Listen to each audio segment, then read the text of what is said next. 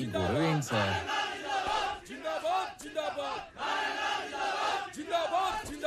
ఆగండి ఆగండి ఆగండి ఆగండి. నీ సంగతేంద్ర? ఏంటి సార్ ఇదంతా? అసలు ఆయన ఇంకా ఎక్కడ ఉన్నాడ్రా? పెద్ద సత్య హరిశ్చంద్రులా మాట్లాడుతున్నావు. మేం పవర్ లో ఉన్నా ఆ రామారావు గారిని చూసుకుని ఆఫీసు మొత్తం మమ్మల్ని పట్టించుకున్నారా? అందుకే అన్ని ట్రాన్స్ఫర్ చేయించి ఆ ప్లేస్ లో ఇన్ఛార్జ్ గా నేను తెచ్చుకుంది. నువ్వు చెప్పే బుర్ర కదలంటానికి కాదు, పెండింగ్ లో ఉన్న మా ఎన్ఓసీలు ఫైల్స్ క్లియర్ చేసి మా చేతిలో పెట్టడానికి. సార్, మీలాంటి వాళ్ళు ఎవరో కోర్టులో వేసిన కేసుల వల్లనే ఆయన ఇంకా రిలీవ్ అవ్వలేదు. అసలు ముందు మీరు రామారావు గారిని వాడు వీడు అనకండి సార్, నేను ఒప్పుకోను. ఒప్పుకోపోతే ఊరేసుకోరా. అయినా నువ్వేంట్రా కొత్తగా ఈ మధ్య పొద్దుతిరుగుడు పూరా ఆడేపు తిరుగుతున్నావు? అంటే రామారావు గారితో పనిచేస్తే చాలు ఎవడైనా సరే నిజాయితీ మాత్రం పుచ్చుకుంటారనమాట. ఇవన్నీ కాదురా, ఇప్పుడే ఫైల్స్ క్లియర్ చేయలేదనుకో నిన్ను ఆఫీసుని మొత్తం తగలెట్టి బూడిచ్చేసి తీసుకెళ్దామని చెప్పి మంది మార్పులంతో వచ్చా. సార్ ఏంటి సార్ ఇదంతా? రే ఆడ మీద పెట్రోల్ పోయండి. ఇప్పుడు అవుతారా పనులు? ఈ ఎడంకన్ను కొట్టుకున్నప్పుడల్లా నేను నేల కతుక్కున్నాను రా, ఏదో జరగబోతుంది.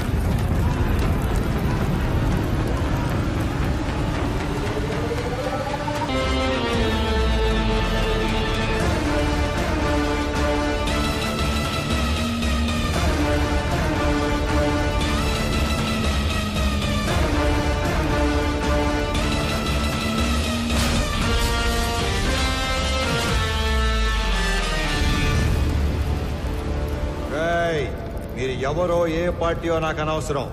ఎవరైనా సరే అధికారంలో ఉన్నాం కదా అని కొండలు తవ్వేస్తాం, చెరువులు పూడి చేస్తాం, అడ్డంగా భూములు కొట్టేస్తామని దౌర్జన్యం చేద్దాం అనుకుంటే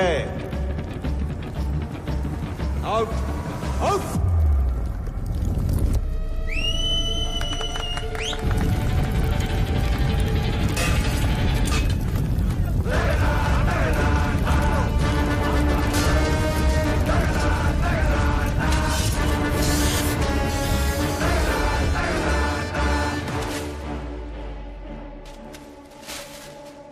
రామారావు కేసుకి సంబంధించిన అన్ని రిపోర్ట్స్ నేను చదివాను, బట్ సమ్మరీ మీ ద్వారా విందామనుకుంటున్నాను. అఫ్ కోర్స్ యువరానో, మేము రామారావుకి సంబంధించిన అన్ని యాక్టివిటీస్, అతను పెట్టే ఖర్చులు, ప్రాసెస్ చేసిన ఫైల్స్ అన్ని ట్రాక్ చేసి చూశాక ఒకటి కన్క్లూడ్ చేయగలం. In simple words, mister Ramarao is highly controversial in his deeds but very calculative in his moves. మీరు అనుమతిస్తే Indo Japanese power project case తోటి ప్రారంభిస్తాను.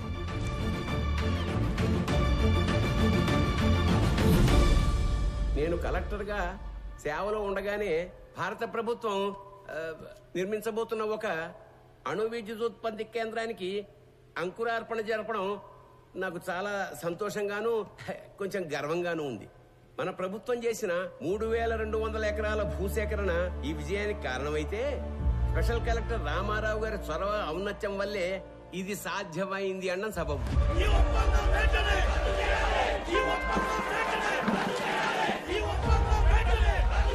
హరికి హైతో గారు sir, as a token of appreciation to mister Ramarao, felicitate him please.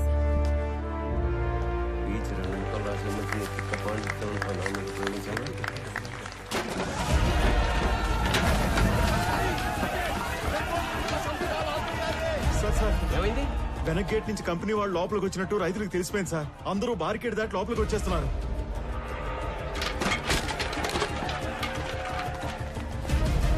Company వాళ్ళకి security ఉన్నా ఎందుకైనా మంచిది, రూల్ ప్రకారం ఎస్పీకి ఇన్ఫార్మ్ చేయి. రామారావు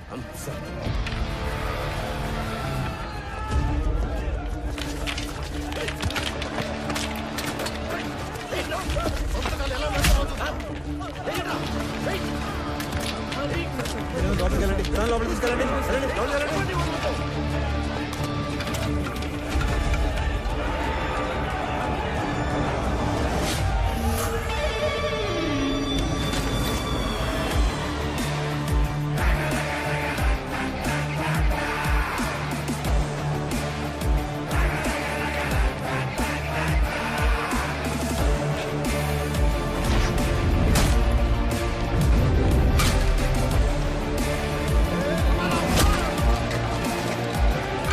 ప్రభుత్వం డబ్బులు కట్టి భూములు స్వాధీనం చేసుకున్న తర్వాత ఈ గొడవ ఏంట్రా విప్లవం చేస్తాను అనుకుంటున్నావా? అవును, విప్లవమే. దున్నే ప్రతి రైతు నిత్య హరిత విప్లవం చేపట్టే నీలాంటి వాళ్ళు రోజు మేము పెట్టింది తిని మా మీద పెత్తనం చెలాయిస్తున్నారు. ఏందిరా పెద్ద పెద్ద మాటలు మాట్లాడుతున్నావు? అయిందేదో అయిపోయింది, అందులో బయటకు వెళ్ళండి. వెళ్ళమండి.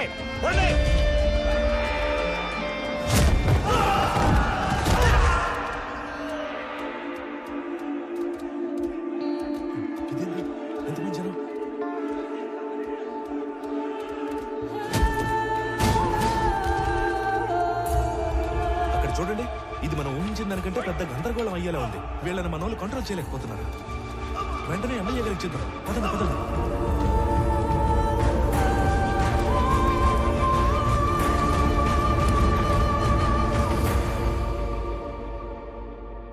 చూడు రామారావు, చేసిన పని లెటర్గా వేస్ట్ అయిపోయేలా ఉంది. చేయి దాటిపోకముందే ఈ ప్రాబ్లమ్ సాల్వ్ చేయమని పైనుంచి నాకు ఆర్డర్స్ వచ్చాయి. మీ నెత్తి మీద కట్టు, నా ఒంటి మీద దెబ్బలు, ఇంకా చేయి దాటకపోవటం ఏంటి సార్? మొత్తాన్ని లోపల నుంచి మన పని మనం చేసుకోవటమే. రైతులా సార్ వీళ్ళు? రౌడీలు. ఆయన నువ్వేంట్రా? ఈ సమస్యను ఇంకా పెద్ద చేసేలా ఉన్నావు. వదులు. ఈ గొడవ ఇంకా పెద్దది. నేషనల్ ప్రెస్ ఎక్కితే ఈ వెంచర్ కి బ్రేక్స్ పడతాయి. అందుకే సెంట్రల్ మినిస్టర్ రంగంలోకి దిగి కాంప్రమైజ్ చేయమని. ఈ ప్రాజెక్ట్ లో మా హైకమాండ్ కి ఇండైరెక్ట్ గా షేర్ ఉందయ్యా. ఈ రోజు ఆ అగ్రిమెంట్ అవ్వకపోతే పార్టీలో నన్ను పక్కన పెట్టేస్తారు. సార్ లాస్ట్ మినిట్ లో ఇంత హంగామా చేసి బ్లాక్ మెయిల్ చేయడానికి వచ్చారు సార్ వీళ్ళు. రామారావు, మనం కొన్నది ఎకరం 7 నుంచి 8 వేలకి. కానీ ఎంఓయూలో ఎకరాకి 40,000 డిక్లేర్ చేశాం. అంటే రూపాయి పెట్టకుండా ఢిల్లీ హైకమాండ్ బినామీలకు 20%, మన గవర్నమెంట్ కి 30% షేర్ వస్తుంది. అందుకే కొంత అఫీషియల్ గా కొంత అన్అఫీషియల్ గా డబ్బిచ్చి రైతులను ఒప్పించి ఇష్యూ క్లోజ్ చేద్దాం అనుకుంటున్నాం. నువ్వు ఇంటికెళ్ళు, రైతులతో మేం మాట్లాడతాం. నువ్వుంటే కోపాలు ఇంకా పెరుగుతాయి. నువ్వు వెళ్ళు రామారావు.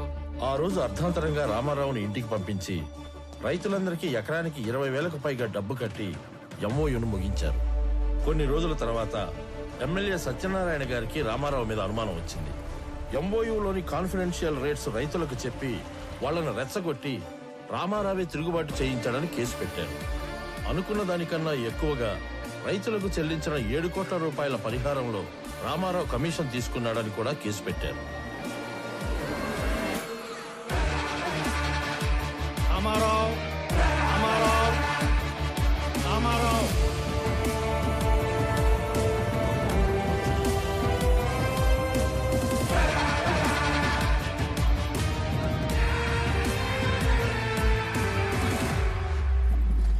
రామారావు గారు, జడ్జ్మెంట్ ప్రొనౌన్స్ చేసే ముందు ఆఖరిగా కోర్టుకి మీరేమన్నా చెప్పాలనుకుంటున్నారా? Thank you for asking your honour. నేను చేసిన తప్పు అయితే నేను చేసిన దానికన్నా 10 ఎక్కువ పెట్టుంటారు వీళ్ళు మీ ముందు. అదే నేను చేసిన మంచి అయితే చేసిందంతా వాళ్ళ మనసులో పదిలంగా పెట్టుకొని ఉంటారు. అంతకంటే చెప్పుకోవడానికి నా దగ్గర ఇంకేం లేదు యువర్ ఆనర్. అభియోగం మోపబడ్డ 17 కేసులలో 3 కేసులు క్లిష్టమైనవి కావడం వలన ఒక ఫ్యాక్ట్ ఫైండింగ్ కమిటీని కోర్టు ఏర్పాటు చేసింది. ఈ కేసులకు సంబంధించిన నిజానిజాల్ని నిర్దేశించి ఒక కామన్ ఆర్డర్ కింద తీర్పు ఇవ్వాలని ఈ కోర్టు నిర్ణయించింది. అన్ని కేసుల పూర్వాపరాలు పరిశీలించి కమిటీ ఇచ్చిన రిపోర్ట్లని పరిగణలోకి తీసుకున్న పిదప సబ్ కలెక్టర్ బి రామారావు గారి మీద మోపబడ్డ ఏ ఒక్క అభియోగం నిరూపణ కాలేదని ఈ కోర్టు తీర్మానించింది. ఆన్ ఎ పర్సనల్ నోట్, ప్రతి ప్రభుత్వ ఉద్యోగి పదవీ స్వీకారం చేసేటప్పుడు ప్రమాణం చేసే ఓత్ ఆఫ్ ఎలిజియన్స్ ని రామారావు గారు 100కి 100 పాళ్లు గుర్తుపెట్టుకుని పాటించినట్లు కనిపిస్తుంది. అధికారం అంటే సేవతో కూడిన బాధ్యత అని అర్థం చేసుకుని అతను చేసిన కొన్ని పనులు బియాండ్ డ్యూటీలా ఉన్నా న్యాయపరంగా ఉన్నట్లుగా నమ్ముతూ అతని మీద ఉన్న అన్ని అభియోగాలని కోర్టు కొట్టివేస్తూ తీర్పు ఇస్తుంది.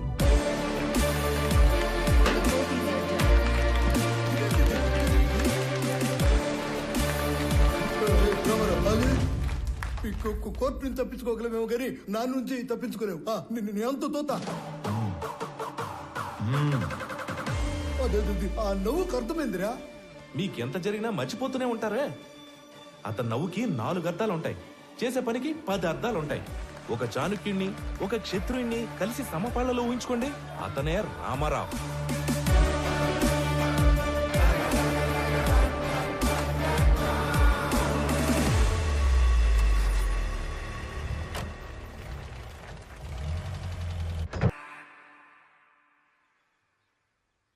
ఇదేంటి మాయా మీ సామాన్లు తక్కువగా ఉన్నట్టున్నాయి. అంటే 2-3 రోజులకే కదా అని. అంటే మిగతావన్నీ ఆయన ఊరు పంపించేస్తారు బాబు. అక్కడికొచ్చి ఓ 2 రోజులుండి వెళ్ళిపోతాం. ఇంటి కండిషన్ ఎలా ఉందో ఏమో. మీరు ఎక్కడికి వెళ్తలేదు మాయా, అక్కడే మన ఇంటి వెనకాల ఒక ఇల్లు ఖాళీగా ఉంది. నాతో మాట్లాడమని చెప్పాను, మీరు మాతో వస్తున్నారు. మీరు కూడా మా గుమ్మ సముద్రం వాస్తువులు అయిపోతున్నారు. ఇకపై మనందరం కలిసే ఉండిపోతున్నాం. మీకు ఎలా థ్యాంక్స్ చెప్పాలో తెలియట్లేదు అల్లుడు గారు. మీ ఇద్దరు లేకపోతే మేము అల్లాడిపోయేవాళ్ళం.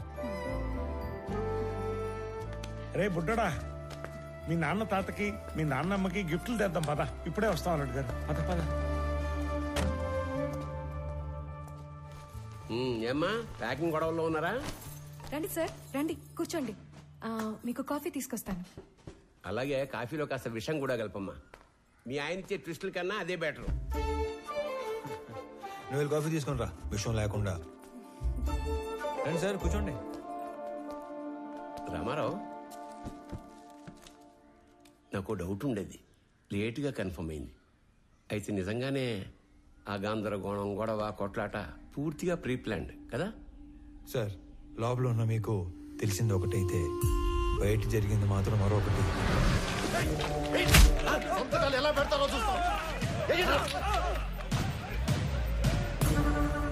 నేను సిచ్యువేషన్ ని కంట్రోల్లో తీసుకొచ్చే టైంలో కంపెనీ సెక్యూరిటీ వేషంలో ఉన్న ఎమ్మెల్యే మనుషులు అత్యుత్సాహం చూపించారు.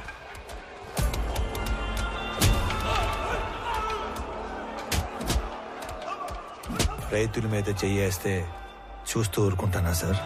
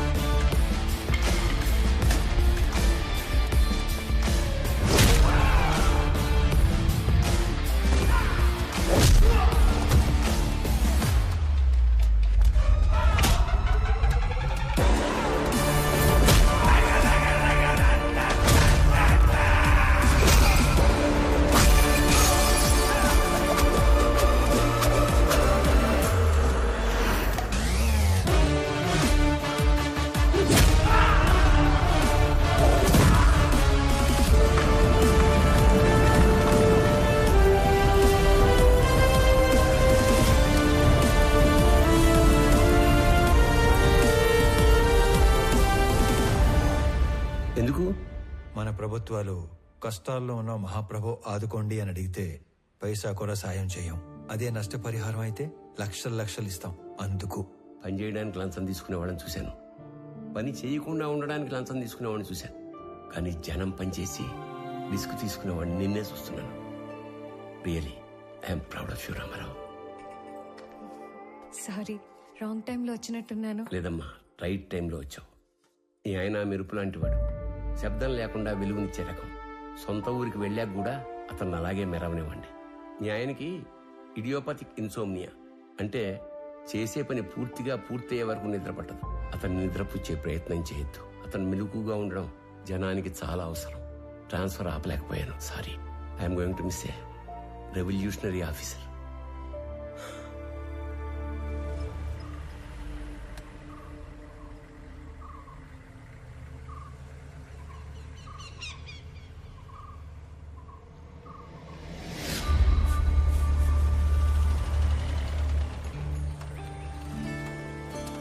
రామ్మా. బాగున్నారా అత్తయ్య? బాగున్నారా మావయ్య గారు?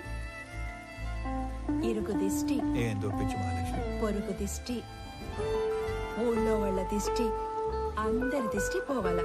అనంతు ఇది ముక్కలే దిష్టి అంతా పోవాలా. రామ్మ లోపలికి. రామ్మ.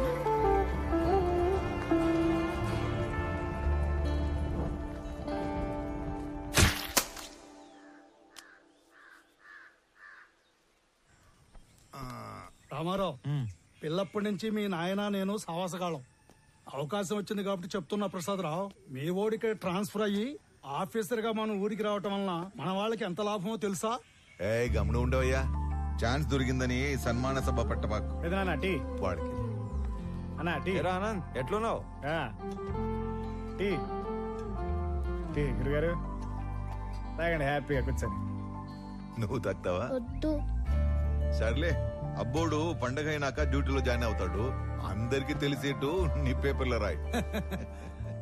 ఇంకో విషయం, కనం పండగ రోజున వేటను కోసి జనానికి నిరుటిలానే బంతి భోజనం పెడతా అన్నాం. ఎన్ని తెగుతున్నాయి?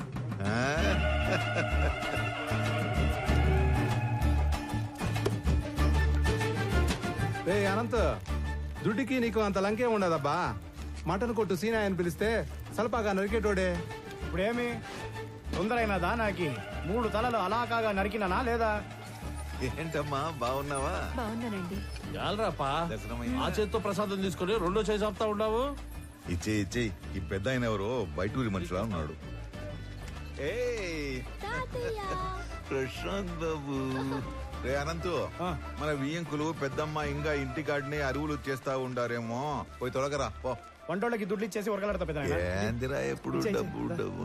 ఇది ఇంకా మారలేదు. పోయొచ్చా?